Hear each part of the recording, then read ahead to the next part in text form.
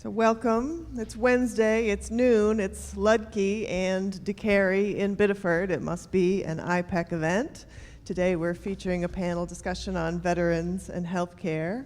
I do have a few brief announcements to make before we get started, but I'm very glad to see that you're all here. My name's Chris Hall. I'm the program coordinator for the Interprofessional Education Collaborative. I'm delighted to have you here, and I'm so glad that we have this panel of folks to talk to us on today of all days, and I'm looking forward to this conversation. John Langevin, Assistant Provost, will introduce our panel. Thanks. Thank you. Thank you. Well, thanks for being here today. How many of you stayed up too late last night? Yeah. Well, so we're trying to stay positive today, and we're gonna stay in that vein as long as we can. Hopefully, none of you will nod off. Pinch your neighbor if they start to do that. I see some familiar faces here. It's nice to see you. I'm Assistant Provost, as was mentioned, and I'm also a Vietnam veteran. I spent almost 5 years in the U.S. Army, most all of that in Southeast Asia. And I'm wondering today, how many other veterans are in the audience? Quite a few. Okay, great. Good. Well, thank you for being here. Thanks for your service. And I know that one of the things that's going to happen in the next few days is that UNE is really going to have a number of celebrations of Veterans Day. There'll be one tomorrow on the Biddeford campus. I think there's a speaker in the College of Medicine, and also a small panel that actually Hannah Patterson and I will be giving small talks there and talking about Veterans Day. So we'll do that. And then on Friday here, there's a ceremony that we have every year that I'm really proud of. That is really kind of a circle where we'll come together on the green. I think this year we're doing it not in the quadrangle, but the the labyrinth, right? Thank you. I knew you'd know. We're going to do it in the labyrinth, and then there's a lunch after that. So if you can get there, if you have time on Friday, that would be great. So that'll be a great celebration for everybody. The other thing I just really briefly want to say is that this is a panel that I think will share some experiences with you. One of the things we know is there are something like 22 million veterans, alive veterans in the United States right now. And if you think about that and then multiply that by their families and people that they're connected with, people who have worked through some of the issues that have gone on for them while they were in the military, post-military, that's a lot of people in the United States that are involved with the military at one level or another. And what that means is that in whatever profession you're going into, you're going to treat those people. You're going to be around them. You're going to be involved with them. And so having a bit of the language that they use, having some of their experiences in your pocket, understanding some of the ways that veterans think, that their families think, is almost like learning another language. And I think that's really important for us. We've had a number of events like this here at UNE, and I'm always surprised afterward at how students will come up and say, gosh, I never knew that, or I never knew anybody in the military. So as many veterans as there are, and there are many in Maine, I also know that there are many people who have never had contact with a veteran or their families. I can tell you in any kind of treatment approach, whether you're a social worker, a pharmacist, or any of the other occupations that we have here at the university, that you will be dealing with veterans, you will be dealing with their families. And so learning something about them and how they operate, I think, is a really important component of what we're trying to do with the IPEC system and with education here generally at UNE. So with that in mind, what I'd like to do is introduce Hannah Patterson. He's the Director of Disability Services here at the University of New England. Was previously here also as a clinician for us, worked here for 8 years, and was the Director of Psychological Services for the Maine National Guard for 6 years. And so he comes at this with a lot of experience, and I think you'll see that between the panel that we have and Hannah's expertise, this should be a worthwhile event for you. So thanks for being here. And we'll have questions and all those sorts of things afterward. So for those of you that can stick around, that'll be great. I do know some of you will have a class that you may have to go to, so please just be respectful if you need to get up and leave, and we'll just keep going on until we're finished. Okay, thank you. Good afternoon, everyone. Again, my name is Hana Patterson, and it's my honor to be able to facilitate this panel today. We have a very, very ambitious agenda. In the short amount of time we have, we intend to educate you a bit about military culture, the challenges of reintegration, and then very specifically, what do healthcare providers need to know to best work with veterans? Less than 1% of our population in 2016 actually serves in the military. And what that means is there's a gap. There's a military-civilian gap. And within that, veterans often feel as if people don't understand them, and they're right. Like someone that I worked with when I was working for the Department of Army, who goes to the emergency room because he has a kidney stone, and they ask him how he's sleeping. He says, not well. And when he receives his discharge summary, they diagnose him with PTSD. That's education. And today we have a very, very knowledgeable panel that's going to assist all of you. Again, as Dr. Langeman mentioned, I know about 1 o'clock, some of you have to go to class. If you don't have to go to class, I encourage you to stay because that's the time that you'll actually have an opportunity to ask your questions. So to begin, I'd like for you each to briefly introduce yourself, talk about your time in the military, if you deployed, where and when, and what you do now. My name is Chris Koch. I first actually went to college at Norwich University in Vermont. In 2002, I was activated with the 94th Military Police Company for Operation Iraqi Freedom. I was injured overseas, came back, didn't finish going to school there, obviously. Went to USM, got my history degree, bachelor's, and then I came to UNE and got my MSW from here. Currently, I'm working just down the road at the Portland Vet Center as the outreach coordinator, trying to get out to the veterans and trying to get them in to get the services that they've earned and they deserve. My name is Jessie Tustin. I joined the Army National Guard in '94 and retired in 2013. I deployed to Iraq in 04-05, and I deployed to Afghanistan in 09-10. Now I work at the Manchester VA in New Hampshire as a research coordinator. My name is Amy Marcotte, and I served in the Army from '92 to '96. My first couple of years, I served with the 10th Mountain Infantry Division and deployed with them to Somalia and Haiti as a social work officer. And then I finished up my career in the Army at Brooke Army Medical Center, working with abuse survivors, sexual, physical, and child abuse. I've been working for the Vet Center program since 2000. I'm the team leader at the Sanford Vet Center, and we do a lot of individual group therapy there. We also do a lot of environmental kind of work, getting folks out socially and that sort of thing. Started my academic career at St. Joseph's College, got a sociology degree there, and got my master's at Columbia. My name is Melanie Morin. I grew up in the Augusta area, went to Colby, and then went on to medical school at University of Vermont College of Medicine. The Army, when I got my $50,000 bill for my freshman year, they said, hey, do you want to pay this? And so I said yes, so they paid for medical school. I then owed them 8 years. I did my residency at Walter Reed in psychiatry, and then served an additional 4 years on active duty at Fort Knox, Kentucky. During that time, I was deployed to Afghanistan as a psychiatrist for the detainees, which was very, very interesting, in 2010. And once I had children, I decided I wanted to move home, and came back to Maine 3.5 years ago, and now I'm still in the reserves as a major, and work at Togus, the VA, as a psychiatrist. As I said, very, very impressive panel. I want to get things started with a general question that we could take a full day on. So this is going to be a challenge for you to somehow succinctly talk about. What can you tell the audience about some of the the most general things that people experience when they're trying to reintegrate after coming back from deployment. What are the challenges? You want to start, Amy? You were nodding. Sure. That was your mistake. All right, note to self, no nodding.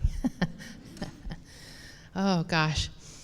I think for myself, one of the things coming back from my 2 deployments was it's really difficult to go from, one time zone halfway around the world with different sleep patterns, with an up-tempo kind of mission going on around me, with people who are working together as a team towards essentially one goal, to a place that was really cold. Nobody was really all that enthused that I was back.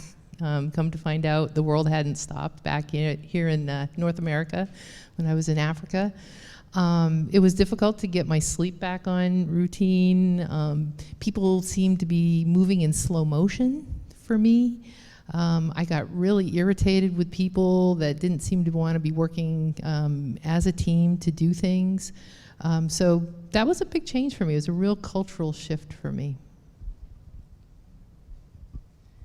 Certainly, well, I guess I should assume that you guys may not have any idea, but certainly for every soldier coming back, they've lived their life sort of in this hyper-vigilant state to stay alive. That was what kept them alive for 6 months, 12 months, 15 months.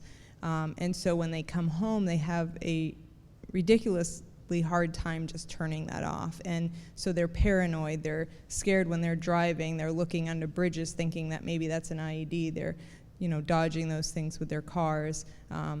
The irritability and the rage is something that almost everyone has, particularly if PTSD is more severe, sleep problems, and really, particularly for the reservists, and we saw this in Vietnam, coming back to a community that just kind of goes on their day-to-day life as if there was no war. That's really difficult.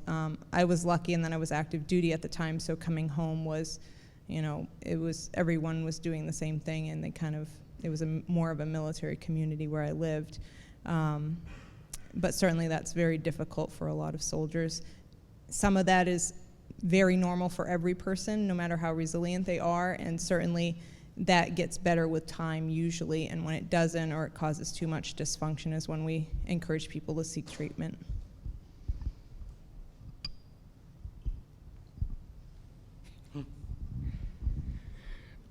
Something that I noticed when I came back was the disconnect with the people that were the same age as myself. Going over to some place for 6, 12, as I said, 15 months sometimes, the time stops for you when you've left and the people that you leave behind. And then when you come back and you realize that it actually seems like it went faster while you were gone. I couldn't relate to people who are my same age. Going back to USM, sitting in my math class, listening to kids saying, I got so drunk last weekend. Or did you fail that test? And they're all nervous about that. And I kept thinking back to my experience of, well, fighting a war. Do you even know?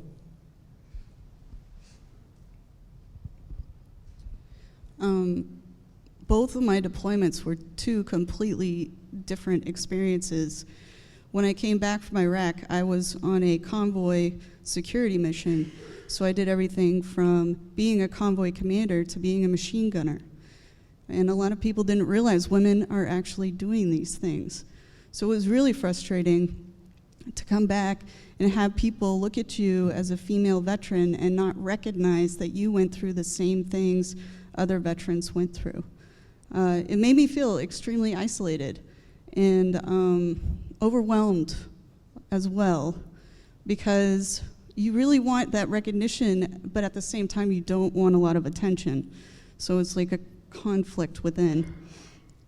When I came back from Afghanistan, I was really bitter and realized that I needed to find a way to change my perspective because everything was kind of caving down in on me. I didn't know how I was going to get through it until I realized that part of my issue was I always wanted to take care of everyone else. I was the soldier that was looking out for other soldiers and never took the time to take care of myself. So it was a completely new experience for me in realizing that I had to learn how to grow through that experience. Okay, so you're all talking about what the experience was like coming back, and in some ways it sounds like there's a common theme that things had changed, and maybe also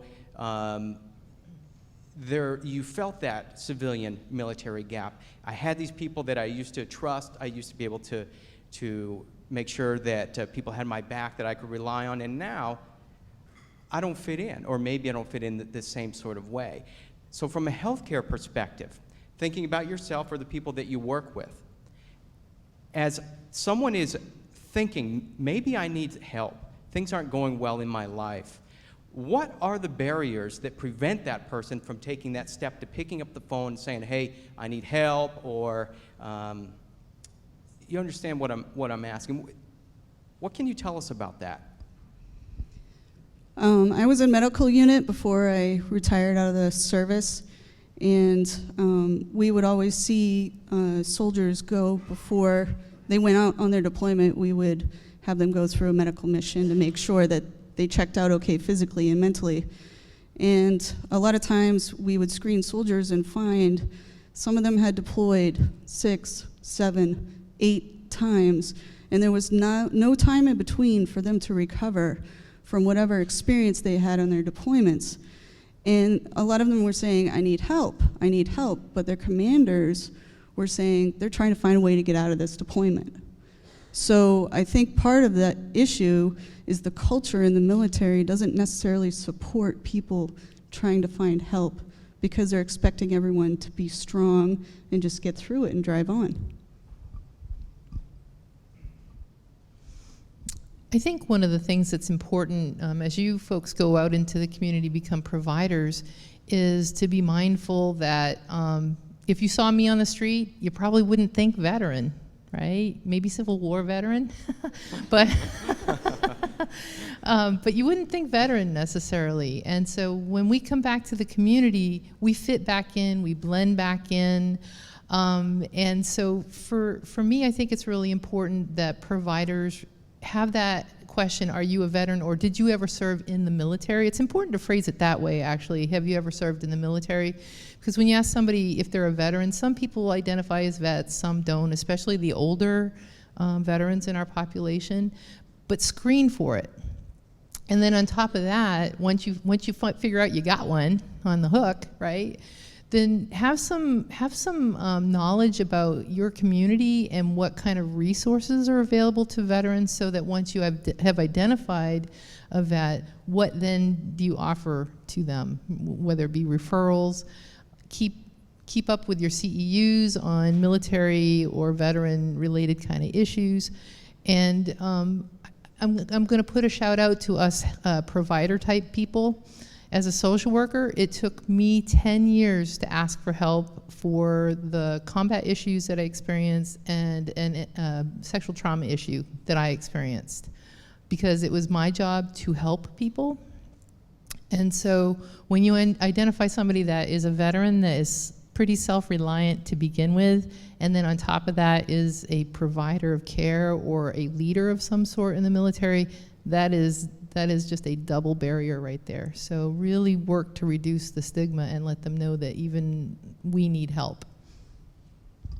I think definitely agree with what everyone has said. And the flip side of that also is that a lot of times where I'm treating or evaluating the currently active soldiers who are also veterans, combat veterans, they're really afraid to seek treatment for the real fear that they may not be able to continue in the military. And I do a lot of education on that and how treatment will hopefully help them finish their career as they hope, or if not, will help them get where they need to be. But that's definitely a huge barrier. And then the other one, Jesse already touched on, is the culture of the military, and has for a long time. I think it's changing finally for the better, but that you just suck it up and drive on. And so people are ashamed. These are stereotypically macho men who have a hard time admitting that they're not doing so well mentally sometimes. And for that reason, they'll often turn to drinking or other ways that are more socially acceptable to deal with their own issues that are going on. I'm going to steal it for one more alibi here. Also, as a veteran and with the veterans I work with, we hate being looked at, well, we being this big monolithic population. Okay, I'll speak for myself. I hate being looked at as a wounded bird. So don't poor Amy me, right? Like I've experienced, like the worst thing I've ever experienced in my entire life. I'm really proud of my service in the military, and there are a lot of things that really have helped me shape myself as a human being. And I don't want to be treated as that wounded bird.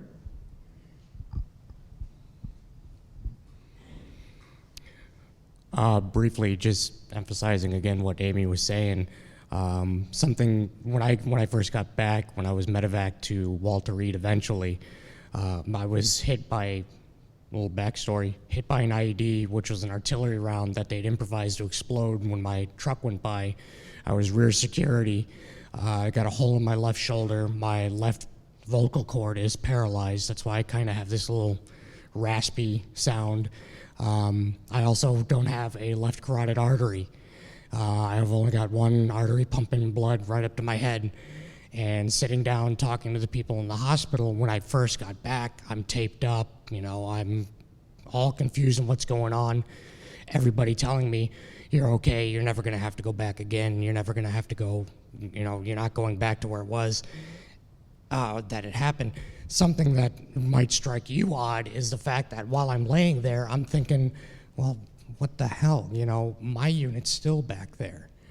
I want to get back there. Just addressing the needs that I have right there at that moment, not projecting what's going to happen down the road because we really don't know. That didn't really help out too much during that treatment. Amy, you were talking about the wounded bird, and I recently read this book by Sebastian Junger. It's called Tribe. It's a brief book, but it's very interesting about post-traumatic stress and reintegrating for veterans back into society. And this quote really struck me. He's talking about sociologists that have looked at what are the factors that help people to reintegrate quickly and efficiently and wholly back in the community. He talks about some Native American tribes whereby when you return from a deployment, you receive a new name and there's a communal ceremony and lots of things like this. But this is what really struck me. He writes that the sociologists say, we caution against seeing veterans as a, quote, at-risk population. They go on to state that, quote, sympathy is very confusing to someone returning from a war zone. Do you agree that sympathy is confusing for someone returning from a war zone? And if you can dive into it, if so, why? Injuries aside, one of the things that while I was talking to people, and I still see today where I say, yeah, I went to Iraq in 2003, the majority of people I see go, ooh, I'm sorry. Or, ooh, that's horrible. I don't need to be told that. It is horrible, it is what it is. But I also had a good group of people that I was with, so as weird as it sounds to say, I had a good time in my downtime while I was over there as well. So getting that sympathy, ooh, I'm sorry, kind of casting that negative experience, that general of what my experience was in Iraq, it is confusing and sometimes insulting. I'm just going to say Chris nailed it. Times 3? No. Well, so I caught myself a few minutes ago generalizing to the whole veteran population like I can speak for all my brothers and sisters out there. So I'm not so sure that the answer is a black or white, yes or no kind of answer, whether or not I think sympathy is good or not. What I think about that is you have to get to know the veteran themselves, right? And as a community, we're kind of stuck in a little bit of a tricky dilemma because on the one hand, I like my service to be acknowledged, like you had mentioned. And you had mentioned as well, Jesse. I really want to be recognized for my service. At the same time, I don't want people to be too intrusive about that. You know, I want people to maybe ask me questions, but if I say, you know, geez, I don't really want to talk about that, or no, you know, notice when the person maybe doesn't want to stay on that subject and respect that. But sympathy is a tricky thing. You know, there's empathy and there's sympathy. So strive to understand, you know, and meet that veteran where that person is in that moment. The sympathy brings up, for me, that whole wounded bird issue and just some weakness issues. I agree with everything that was said. I don't really have anything to add on that. Well, okay, then I'll move on to my next question. So, but I'm going to stay with you because Melanie and I have worked together. And oftentimes, when you're dealing with a soldier who does have a wound, whether that's overt or covert, and you have to have the conversation with that person that they might not be able to stay in the military, and their identity is being in that uniform. That's a tremendous, tremendous psychological blow. So these people that are out here in the audience in their various capacities, they might be having that similar conversation whereby the Army, if they're currently in, is asking for documentation or information about this person. I'd like to talk about how we can move towards learning to communicate better with veterans. It's a cultural group within a culture. I don't really want to steer you on how to answer that, but I just want to have a conversation about that. What are your thoughts? Well, I think certainly we want you to sort of be an advocate for the veteran, but at the same time, we don't want you to enable them to accept that they're broken and that they're victims and that they shouldn't continue to fight, because a lot of these people can get much better with the appropriate treatment and can continue to serve. They can continue to go to school. They continue to do all kinds of things and not be seen as a disabled person. And I do think that, like any other section of society, we see that with the veterans as well, who get kind of caught in the victim role and the sympathy, and they kind of become that and they live that. So I think there's a balance between being their advocate if they, you know, a lot of times they kind of want to get out, but they don't know if they want to get out. And so if you kind of work through that with them, but yet encourage them to continue to be as functional as they can, get all the treatment that they need, and then make a decision rather than kind of saying, oh, this person can't be in the military anymore, which is what we see because a lot of civilian providers don't really understand necessarily that you can still have PTSD and you can get deployed again. You can be on antidepressants and sleeping meds and get deployed and all of those things. And I think in some sense, we know from research that, you know, 3 hots and a cot and get back to duty, and that's the best treatment, but that's not always the reality for some of these people who are very injured or very sick.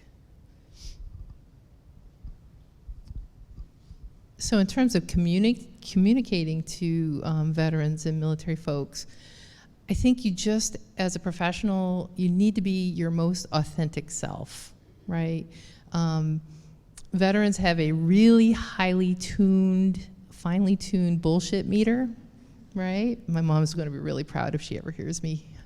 Here's a tape of this, but so, you know, be authentic, be honest with them.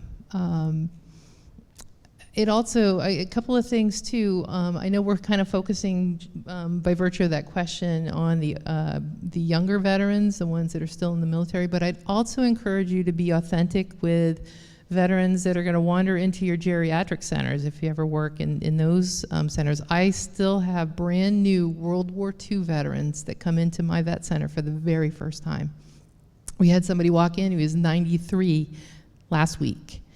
And so being truthful, authentic, and helping those veterans also, if they can't be in the military, or maybe we see people when they come in a life transition, like maybe when they're retiring, to really honor the importance of having a purposeful life, whatever that might be.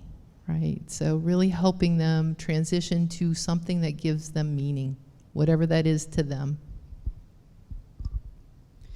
I'm going to speak to my personal experience because I developed several autoimmune diseases when I came back from Afghanistan, which therefore forced me out of the military because I had to be on steroids for a very long time.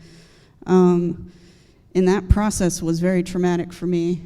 I hadn't fully reintegrated into the population, and on top of that, I was full-time National Guard for 9 years, so this was like my whole world crashing down on me. Not only am I losing my health, I'm losing my career. And it was one of those things where I've been helping people for years get through this myself, and now I was in that position and was completely overwhelmed by getting through it. And what saved me were the providers at the Manchester VA, specifically my primary care provider. The first time I saw her, I was so sick I was in a wheelchair and I couldn't walk. And she was so scared at what was going on with me that she literally took 2 hours to get all the health information she could from me. And she put in 7 consults that very day. So within a day, I was seeing a rheumatologist and I was seeing all these like specialty care providers that I really needed to see. And she was staying on top of it. She'd call me personally from her own cell phone to make sure that I was getting what I needed. And that is really, I think, the only reason why I'm still here. She listened to me. She took the time to listen. And that's really what I feel like most veterans need.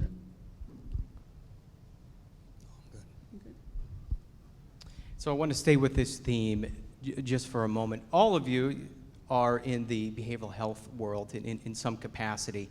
And I know how I was trained, and honestly, some of the things I was trained to do actually fall pretty flat, speaking generally with veterans.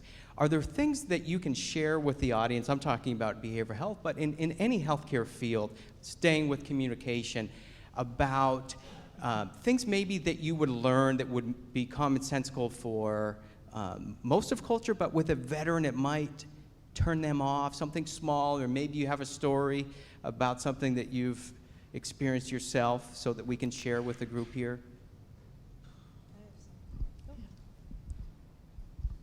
So one thing that I hear all the time, my patients come to me from another provider, my veterans, and they say, "Thank God you're a veteran, you understand." And that's not, I try to explain to them that you don't need to be a veteran to know how to treat PTSD. You don't need to be a veteran to listen, to care, to be a good provider.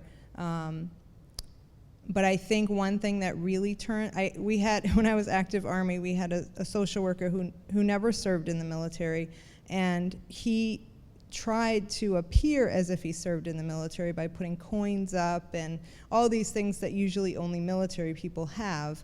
And that was, the patients did not like that one bit. So, and another thing I hear is, try not to tell them, for instance, "Oh, I understand." Because if you've never been to war, you don't really understand. And I even don't, I tell them all the time, I'm a combat veteran and I wasn't getting shot at, getting blown up. I don't understand that terror.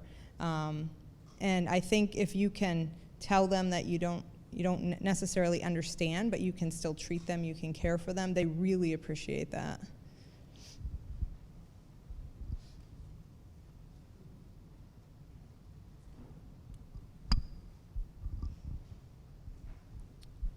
So we're talking about basically how we can do a better job. I think it seems to make a lot of sense, but it's hard to explain why it's so important to focus on making sure all the providers are communicating together and how we can all work together to give that patient full care.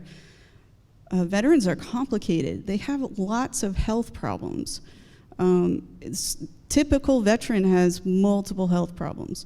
If you look at their list of health concerns or issues, they're a lot longer than the average person. So I think part of the problem is like, if you don't have a primary care provider that doesn't focus on all of your needs and doesn't make sure that you get all the care you need, somebody's gonna fall through the cracks. They're not gonna get the help that they need. So I really feel like integrating professionals and making sure that they're working as a team is extremely important.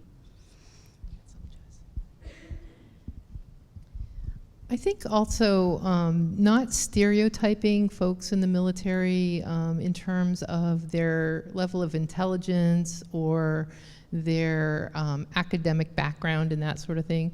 We have a highly educated population of people coming out of the military right now. It's, you know, most people, to be in the military, you have to at least have a high school diploma.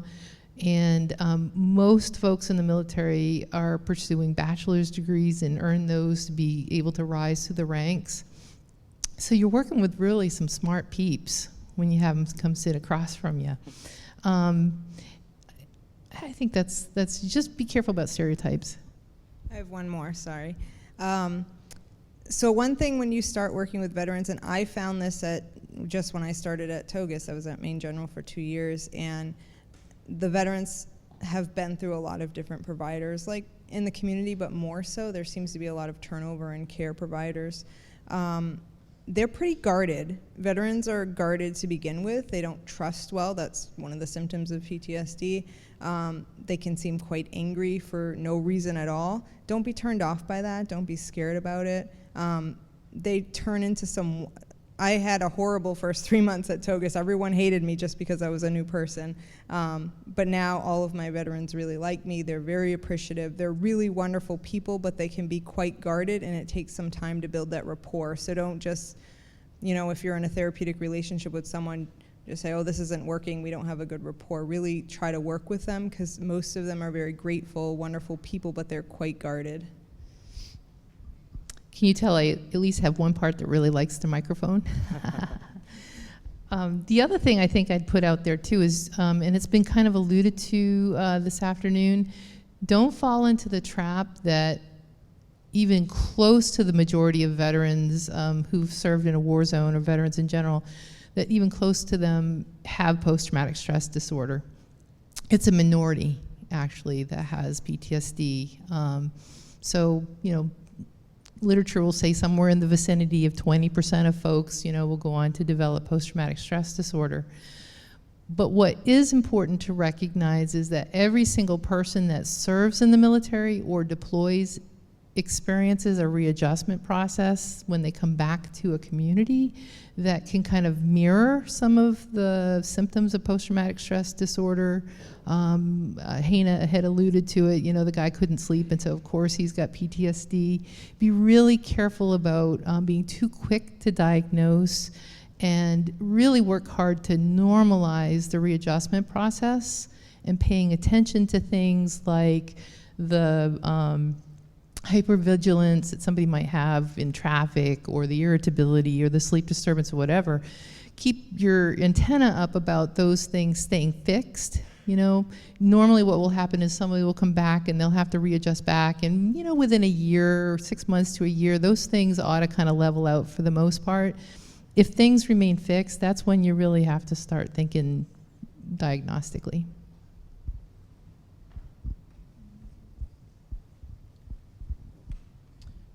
So if there's nothing else on that, what I'd like to do, we have, as you could tell, just an incredible panel with knowledge that you should all feel free to take advantage of now as we move towards the question and answer portion. And I have a microphone. I'm going to ask that you let me know that you want to ask a question so that you could speak into it, so our friends on the other campus can make sure they hear as well. Hannah, can I say one? Of course you can. I seem to have a lot to say for a shy person.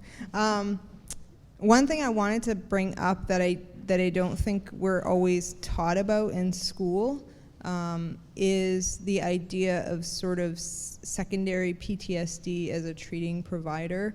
I wouldn't say that I have, you know, bona fide PTSD, but I have heard some horrific things. I've seen some horrific things through my veterans, through their therapy. people will show you pictures of things you can never unsee, and it affects you as a provider. So really you have to develop some good coping skills for yourself to leave that stuff at work. And you know, for me, it was becoming a mother. All of these stories about children became exponentially more horrific, and those are things that I occasionally will have intrusive thoughts about, dreams about, and not necessarily my direct trauma, but the trauma that I've heard about from my patients or I've seen in pictures from my patients. And just be aware that that's common, and you really have to develop your own personal really support system, coping skills. Don't bring it home to your spouse who has no idea about it. It's too much for them too. You don't want to traumatize them as well, but work with your colleagues at work to have your own sort of support group for the things that you're hearing. It's very difficult work, and it's very valuable work we're doing. Questions?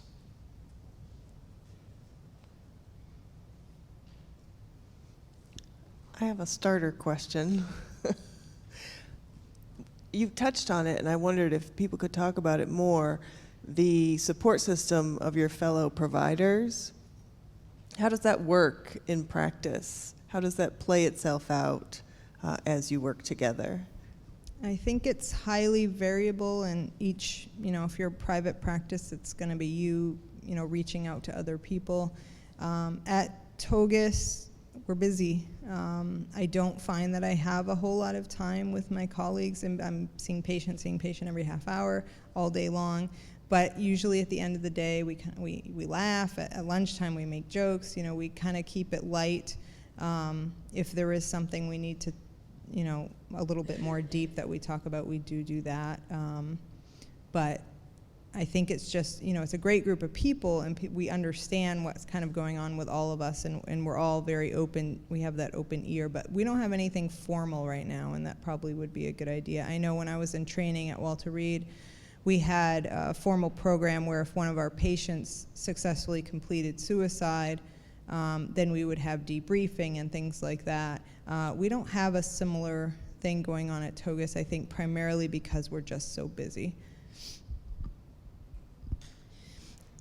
So speaking personally, there's a role in my plan, my kind of personal self-care plan, to have my own therapist that I go to and really kind of work on my own process.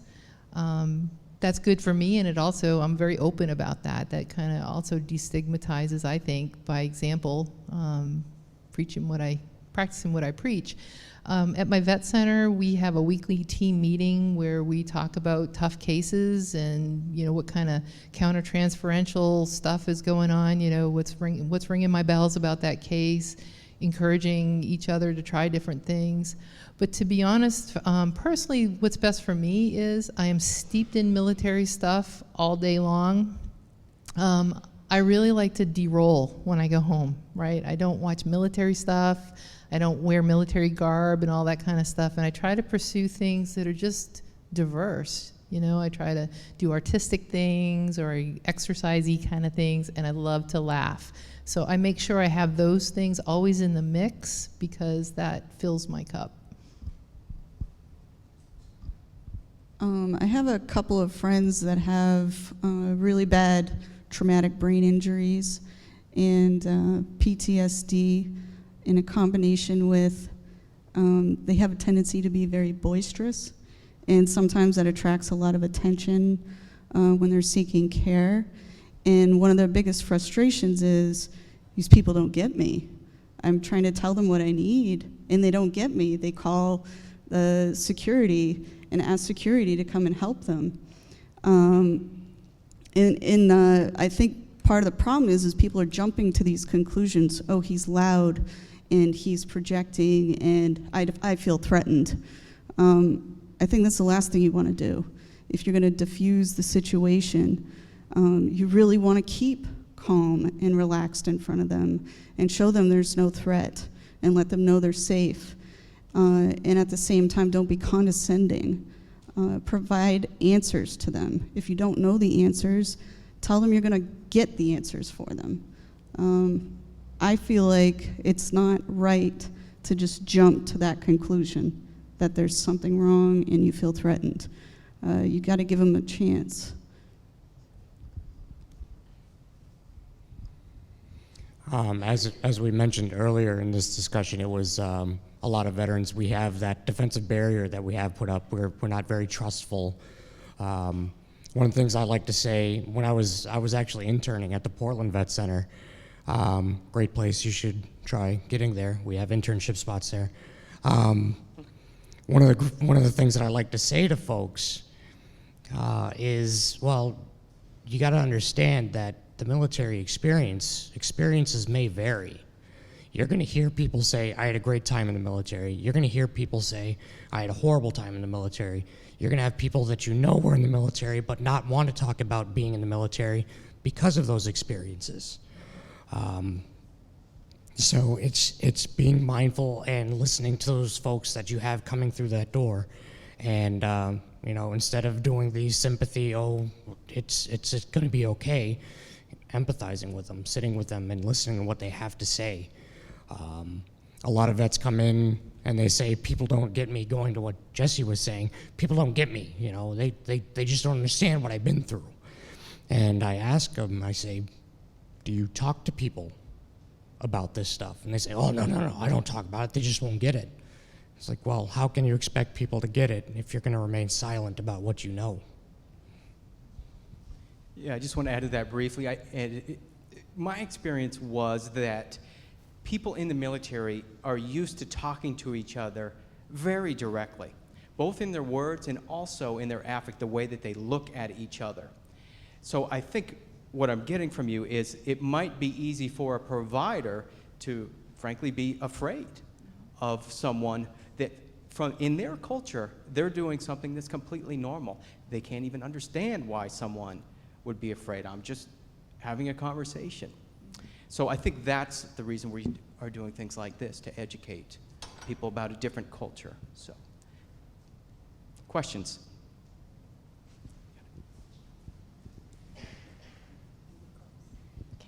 So I have a question in regards to family members of veterans. How do we educate family members so that they don't treat their military or anyone who's been deployed like their children, or if they get injuries, like they're insignificant or they're victims? What do we do to stop that? So what I'm getting from the question is basically education for family members, spouses, children, and even parents, aunts and uncles. Yes. At the vet center, we have a lot of moms, dads, uncles, aunts, sons, daughters coming in saying, my relative, you go ahead and pick, is having issues. What can I do to get them to come in? And a lot of things that I start out with is I say, well, what do you know about the situation? What have they told you? And a lot of times it's, well, I don't know what's going on. They just act this way and I can't talk to them. Trying to bridge that by saying, I'm not going to ask you exactly what you did while you were over there, but how can I help you? How can I support you? What are you looking for in general? Sometimes just having somebody to talk to vent to, and not be judged can be the biggest help. But as for other family members, I'm going to let everybody else answer too. I think from what I've talked to about, to other veterans, the biggest problem is people not understanding what PTSD looks like or readjustment, and trying to explain to them that there can be a difference, but at the same time, getting them to realize you guys moved on while we were overseas. You guys have changed the dynamic of the family and the way things function. The father's not making all the decisions or, helping with the bills or anything like that. He's focused on what he's doing. And so trying to recognize that now the family has to reintegrate together in this whole experience. And some people are put off. Children don't understand why their dads were gone for a year, their mothers were gone for a year. Well, why can they tell me what to do? They haven't been here. They don't know what's going on with me. So I think it's a chance to get everyone to kind of recognize that they're all experiencing the same thing, and then trying to help educate them what that reintegration could look like if they work together. I loved your question, and the question that you asked is part of the anecdote for the problem that you kind of highlighted, which is curiosity about the family and how they've been impacted by somebody's deployment or service or whatnot. And just to expound slightly on what Chris and Jessica have said, families always have to be a part of the equation, and one of the dynamics that happens when a veteran returns to the family is suddenly the veteran has most of the attention. It's the identified client in the scenario usually, and the family ends up taking a more secondary role. And as the doc had mentioned, there is such a thing as secondary post-traumatic stress disorder, right? And there's also a readjustment that the family goes through, and asking questions about not only how is the veteran readjusting back, but how is your family readjusting back, and involve them as much as you can in that person's treatment or in family treatment. I often will invite, usually it's the wives having trouble with the husband's irritability, that gets them into treatment or something, some version of that, or it tells them they're drinking too much. And I always invite them to bring their spouse, their children, their adult children or whoever in to answer any questions they have to help with the education. There's also some wonderful books out there, tons and tons of books written by soldiers, providers about PTSD that are written for the layperson that they can go and read. And just as the family has changed, the soldier has definitely changed as well. They'll come back, and like we've been talking about, they're not the same person, and so it's a huge adjustment for the family as well, particularly in those who aren't adjusting so well. It's extremely difficult for them. So we do marital therapy at Togus now, and family therapy if it's indicated, any of those things, but also normalizing the process again, that this is normal, time will help, but recognizing that everyone is different. It's been a year or whatever, and everyone had to change their roles. A soldier that's seen trauma in combat will probably never be the same person that they were before that combat, but it doesn't mean they can't be functional people.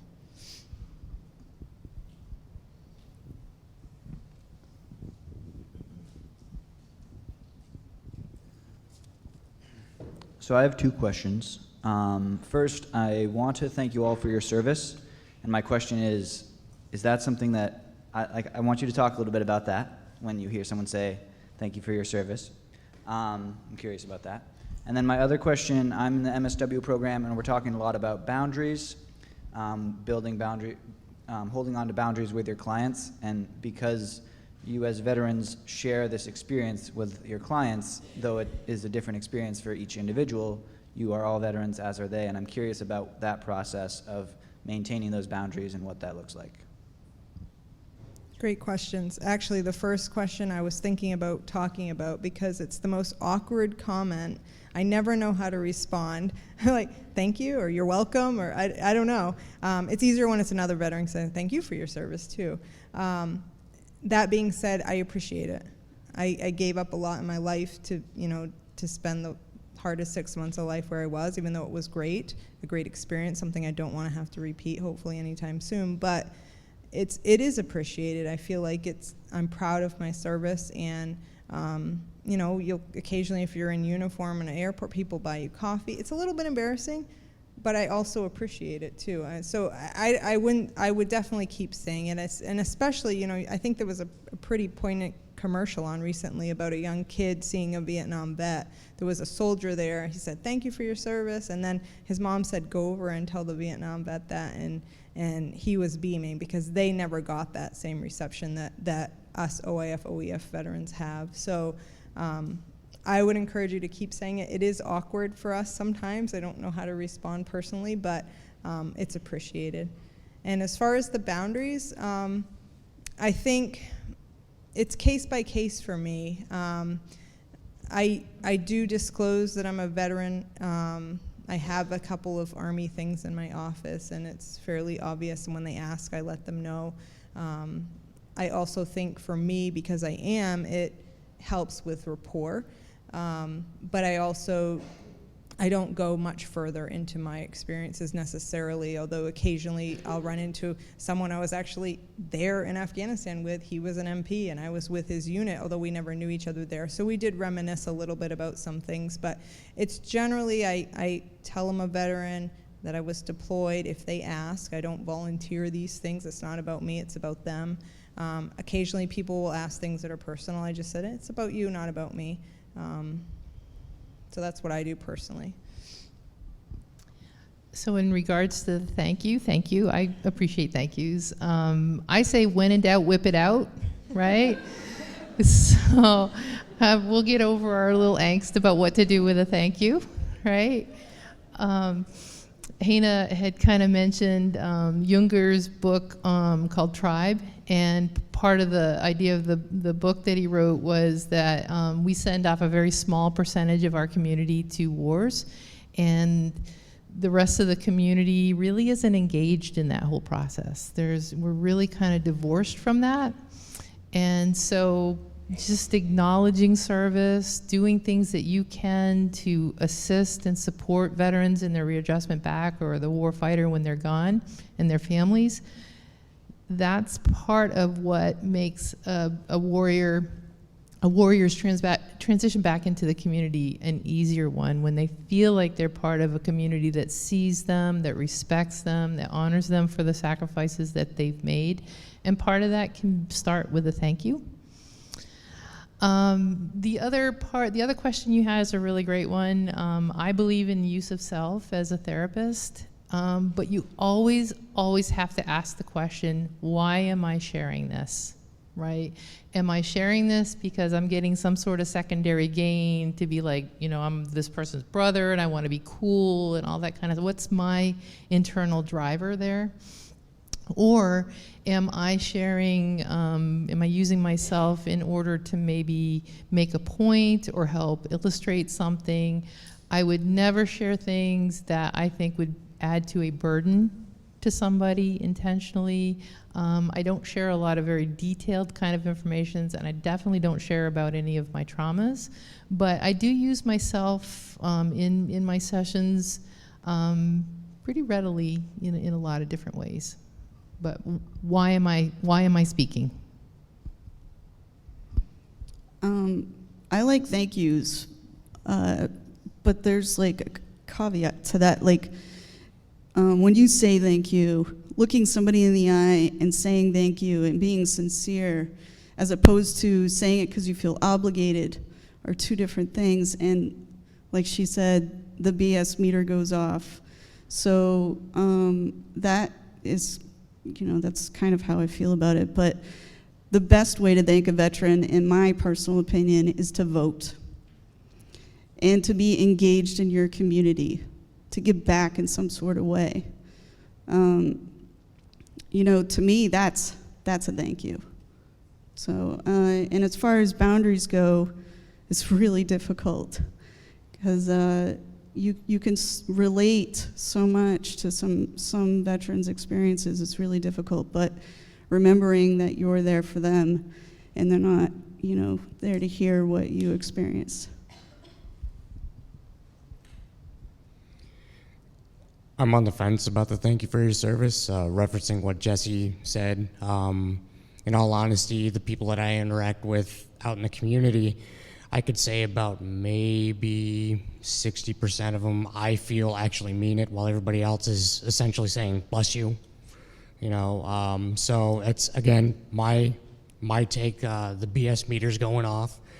As for the boundaries, I'm in a unique situation. I work with a population that I have this essentially capital to buy into or help the other veteran buy into the experience that I'm presenting to them to help them get through or live with what they're living with. Going back to what Amy said, while I was at my internship, my team leader, and just what I heard from her, why am I saying this? Am I saying it to pat myself on the back and kind of be like, yay, all right, we're the good people? Or am I presenting it as a situation where, hey, I had that exact same thought, and I was really surprised at these experiences, and then opening it up for them for discussion and letting them look at it and go, okay, well, let me ask my questions, instead of just them sitting there going, I'm not going to do that.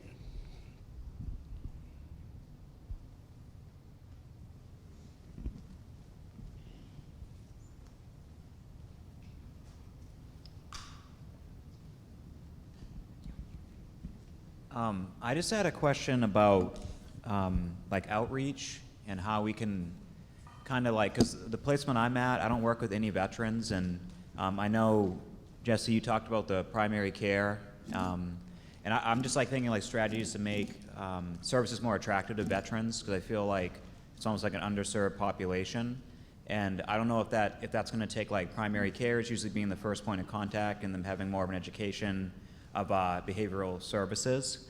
So I kind of wanted to ask about that, and I was also thinking about perhaps like some of the cultural messages that we have of like, and I guess I'm only speaking for myself, but sometimes I'll speak for the whole United States, make that jump.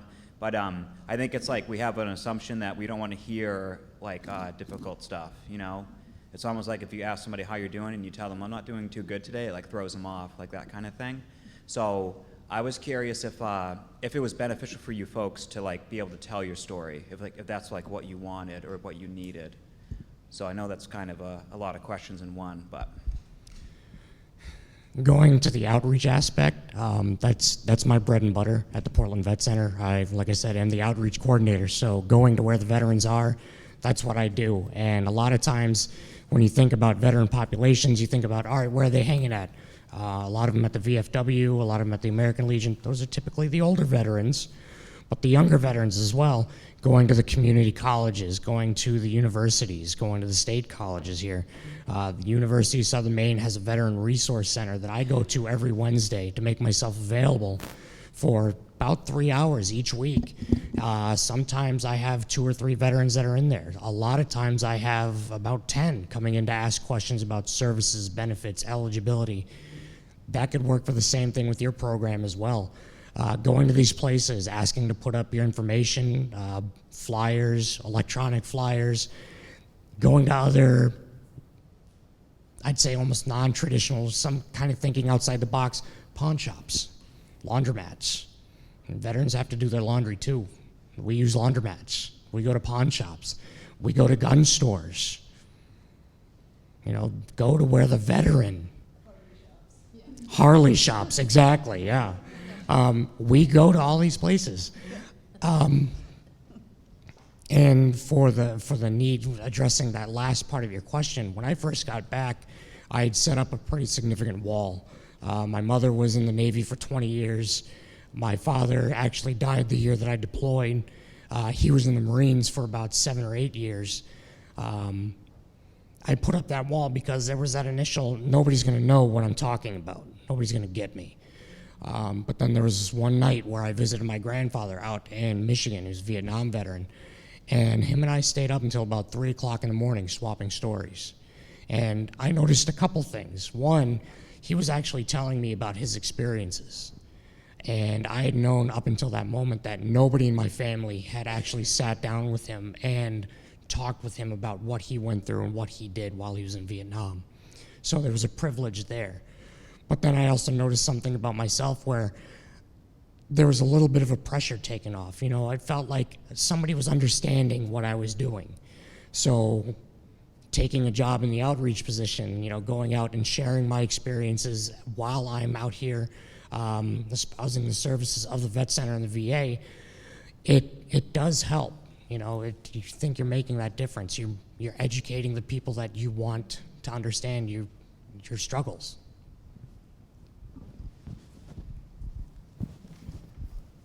Any hikers in the room? Have you ever put your backpack away where you forgot at the end of the season to take the apple out of the bottom of it? And in the spring, you get in there, and what do you find? Blah, right? A moldy mess that stinks and all that kind of stuff. So I'm going to answer your second question first. I think it's important to personally, for myself, I think it's important to let the sunshine beam on things, right? The more I keep things inside that are toxic or hurtful or conflictual or whatnot, the more I keep them inside, the more like that banana or apple those things become. The more I can kind of look at it and talk about it and gain perspective about it and emote about it, the healthier I am. So it becomes much, much less toxic, and it is what it is at that point. In terms of outreach, oh my gosh, we live in a great state. We really do. We have, and Hannah was a big part of this, here in the state of Maine, we have an umbrella group called the Maine Military Community Network. And there are regional groups that fall under the MMCN. I chair or I co-chair the York County version of that. And it is a group of, in York County, I have a group of rock star folks that are participating in that. Some are federal government agencies, state, community. I've got nonprofits in there. I've got veteran service organizations in there. I got just private, personal people, that are interested showing up. We have about 60 members that come every other month to our meetings, and we're talking about what are the things going on in our community that make it tough for vets to get what it is that they need. And even better, we've built an email group, a listserv, where if somebody comes into our vet center or the housing authority or wherever they show up, there's no wrong door, because if somebody, we can send de-identified questions or dilemmas to the email group saying, last week I have this 80-year-old guy whose well has gone dry in York County. He's got no money to fix it. What can we do? And by the end of the day, we have a by name person for that person to call to be able to get grant money to do that, to apply for it. We've never stumped the chump with that listserv. So long-winded way of saying, if you're going to stay here in the state of Maine, join one of those networks. And I had a slightly different take on your first question. If you're out in the community as a social worker, whatever, and you're in private practice, please accept TRICARE. Please accept VA Choice as an insurance payer. Consider doing an hour or two pro bono for a veteran. There's a lot of veterans who are afraid to come to the VA for whatever it has, from years past, it has a bad rap. If you're the first contact with them, that's huge, if you can have a positive impact on whatever mental health contact they have. But just take the insurance and consider a pro bono hour. Military One Source is a program that I believe you can sign up with, because there are providers on there who will provide 8 free sessions of therapy for a service member struggling. So those are some things you can do. What was the second question?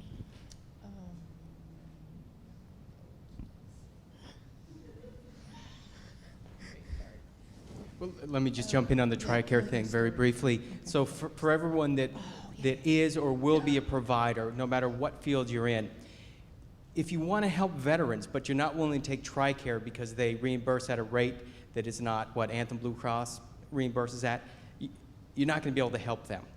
So I just want to echo that. Yes, TRICARE does pay a little bit less, but if you want to help, you have to take the insurance so that the veterans can come in and actually see you. So, Mommy Brain remembered the question. So, sharing my story, I don't have a particularly traumatic story. Most of my stories are ridiculously funny because the detainee was, once I figured them out, it was comical.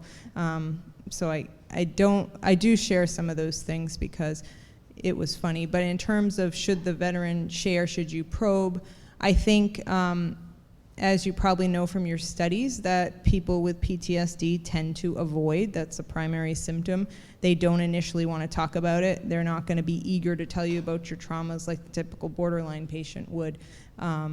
However, as you probably also know, the treatment for PTSD is CPT, prolonged exposure, those types of things. So we know it helps them. So yes, it's great to be the cheerleader, but once you have that rapport, encourage them to talk about it, to write about it, to cry about it, to feel those things again. That's really the only cure. And I tell all of I only do medication management with a little bit of, supportive psychotherapy in there, but I tell all of them that they need therapy if they want to get better, and they need to talk about these things, because if they let them stay inside, they're going to keep feeling the way they feel. I just wanted to say that for me, talking about it is very therapeutic, but not talking about my trauma.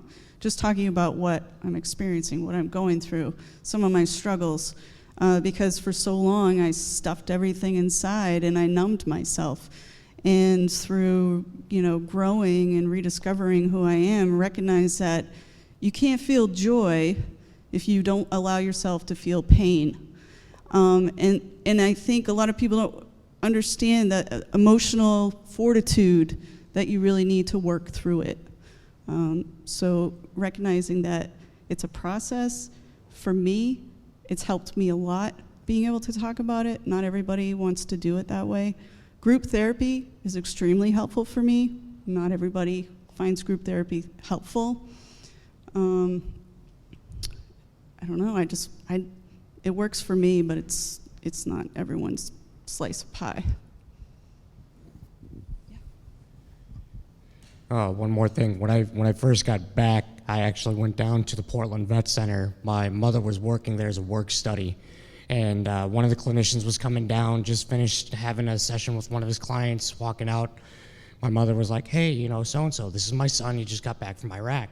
I remember I was standing in the middle of the lobby, and this clinician looked at me, and it was almost like they had a glimmer in their eye, like it's a shiny new toy. And he started coming up to me and coming up to me and coming up to me.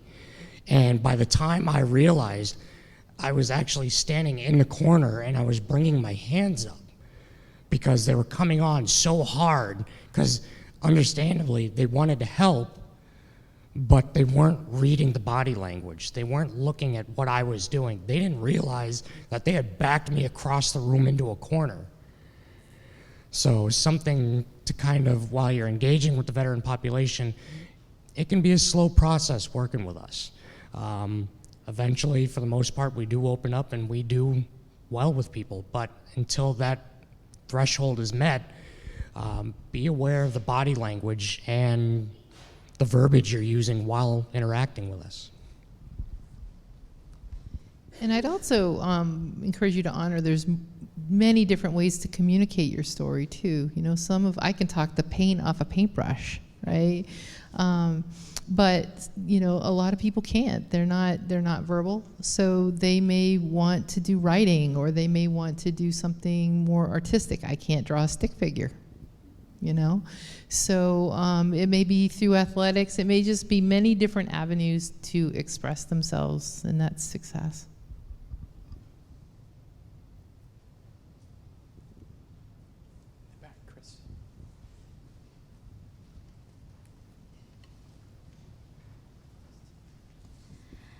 As both providers and patients yourselves, what do you find are the current biggest breakdowns on both sides as future providers here today that we can then later translate into our future work to help veterans later on down the road? Siloing of resources is a big problem in our community. There's a lot of really amazing things that are going on in the community for the people of Maine in general, but also for veterans, and yet we don't know about each other. We don't interact with each other very well. We duplicate efforts and that sort of thing. So one thing that would be really great is kind of de-siloing a little bit. I also want to share one other resource for you folks aside from the MMCN. The Bureau of Veteran Services has just put together a really wonderful website that you can go to, and you can, by region of Maine, by city of Maine, put in veteran needs educational resources, and right up on that map will pop up different resources. So it's a Bureau of Veteran Services. It's an excellent website.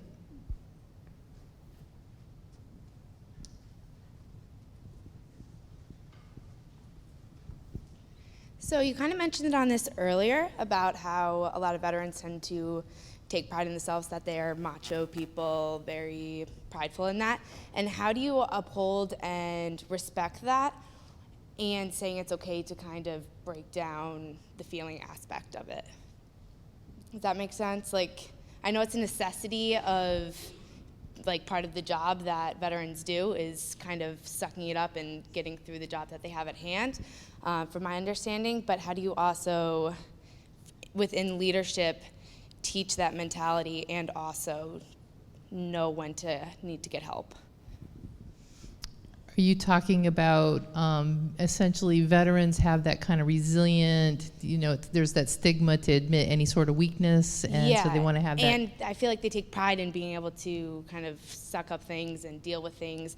So how do you respect that, but also say it's okay to, like, not be okay with things? I think that's the answer. I think recognizing with them that they're not mutually exclusive things, Okay. right? That you can both have your defenses that are very strict and structured and tough on the exterior, but at the same time, there's the time and place for them as they feel safe. To be more open with feelings and that sort of thing. But really the most important thing for us as providers is to be attuned to where they're at and not push them too far, to really help them be curious about, well, what would happen if you let yourself have a feeling about that? Or, just really start being curious as opposed to coming in with a bulldozer. Part of this you'll find is true for every patient you have, whether a veteran or not, but it's sort of an artwork, therapy, the thing that we're learning to do, and you get better with it over time. You get better at reading people, you get better at reading cues. I'm pretty gentle at the beginning. I let them lead. I, ask them lots of questions about, basic personal stuff just to get their history. I don't ask anything about the trauma, the initial several meetings. I let them kind of drive that. Once we get to know one another, and for me that can, because I usually only see people every couple of months because I'm a med provider, that can take a year even, and then once I'm comfortable with them and they're comfortable with me and it's very clear, I do become more directive, particularly for those people who are not improving. I'll say things like, I know you want to continue with that, but how's that working for you? It's not working very good, is it? And I do challenge them, and most of them take that pretty well, just because we're direct. That's how we were raised in the military. So I think it's really case by case, but you've got to give them time. And once you have that rapport, you can be pretty challenging, and they thrive on that, or we thrive on that. Kind of going to that. Again, my internship at the vet center, one of my clients that came in, he came in with his fiance, identified that he said he's had suicidal thoughts, he has a suicide plan, he didn't have the means. We went in depth about that. Proper procedures were taken, obviously, with him reporting this. But right around the fourth session, every time I always ask him in the beginning and at the end, how do you feel today coming in? And how do you feel going out? And a lot of times going out, it was feel a little better, feel a little more optimistic. I didn't come straight out and say, it's okay to feel, these feelings. But right around the fourth session, I started noticing, and I started bringing up to him, I said, with the suicidal thoughts and the plan that you have, because it was a very extensive plan that he had, I said, it didn't seem like it was too much about the world being too strange for you and you not being able to reintegrate with them because of the feelings that you have, but it's an honor/loyalty thing that he was missing from the service that he had and the camaraderie he had with his brothers and sisters he served along with. And towards the end of that session, the last one, he admitted himself, because open-ended questions, inviting them to define what they are feeling and seeing and doing, he was able to identify that, no, it's not a suicide thing, it's just a betrayal. It's something that I'm feeling that I need to work with. And right when he was able to accept that and bring that out himself, he was willing to start working with the treatment. Well, everyone, we are getting close to time. I'm sure we could ask questions, many, many more questions. What I'm hoping is that this, for many of you, this might be an introduction to military culture, to learning how to communicate with veterans. So I think all the panelists have been clear. They want you to continue to learn more. And the way to learn more is to talk to veterans and to be curious. I do think that we need to move beyond the idea that veterans are an at-risk group of people that we have to be fearful of. They're not. And they're not victims. They might need your assistance. But the way to give assistance, I think, is to know how to communicate with them so that they'll stay in therapy or they'll trust you as a provider and follow through and that sort of thing. So I really want to thank all of you for your time. Melanie, I know it's your day off. Amy, you came from Sanford. Jesse, you came from New Hampshire. Sorry, Chris, I know you just came from down the street, but you're here. And to share your experience, this is just really incredible, and I really appreciate it, and I'm sure everyone here does as well. Can we give them a hand, please?